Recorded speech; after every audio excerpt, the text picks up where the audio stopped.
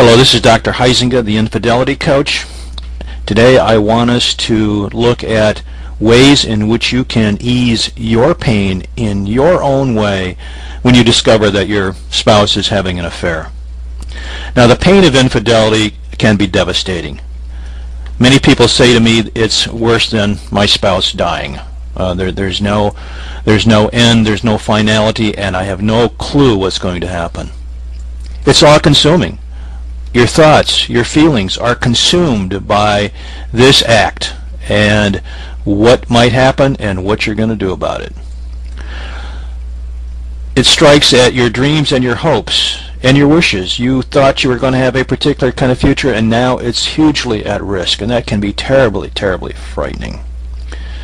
It calls into question your identity. You doubt yourself. Am I really okay as a person, as a sexual being? These are some questions and pain that emerges as you bump into infidelity. Now, I want you to think right now about how you handle pain and crisis, and I want you to find your way that's going to work best for you to work through the pain of infidelity. See, we're all wired differently. We're all put together somewhat differently, although there are patterns. And what works for you in easing your pain may not work for me or someone else. So I want you to be able to utilize your strength to move through this infidelity crisis more quickly and most effectively. For example, is your strength physical? Are you an active physical person? Do you like sports? Do you like activity? If that's the case, then exercise. You probably will find physical exercise extremely important. I remember a man saying to me that he ran, and when he discovered the infidelity, he ran and he ran and he ran until he felt as if his lungs were going to explode. But that was helpful for him because physical exercise was his strength. Do you possess verbal skills? Is it important for you to talk through a problem? Now think about this. Is it important for you to verbalize, to talk through some problems? And do you find solutions as you talk? Does talking help you find solutions? If that's the case, then find someone to talk to.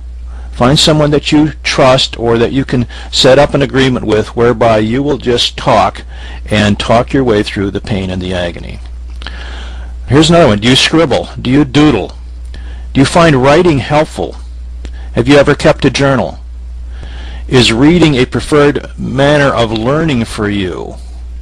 Is it important to see things on paper? Is it helpful to see things on paper, to write things out? If so, then develop a discipline of writing. Continue to write a journal or begin again writing your journal and use that as a way to ease the pain and the agony. Do you enjoy time alone? Are you kind of a loner? Can you easily be by yourself? Are you highly reflective? Do you think a great deal about things? Do you think through the solutions to problems? Is your mind busy on that? Then find a place of solitude where you can be by yourself.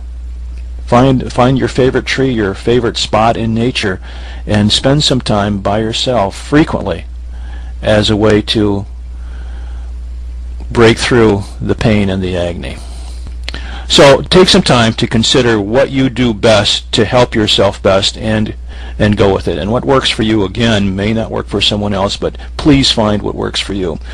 Now what I want you to do is, there's a free e-course that I offer. It's called The Killer Mistakes That Prolong the Affair and Your Misery. It's kind of a basic introduction to how we cope with infidelity. Go to breakfreefromtheaffair.com and sign up for this e-course. I'd appreciate it and really welcome you as part of my healing community. This is Dr. Huizinga, the Infidelity Coach, and this too shall pass.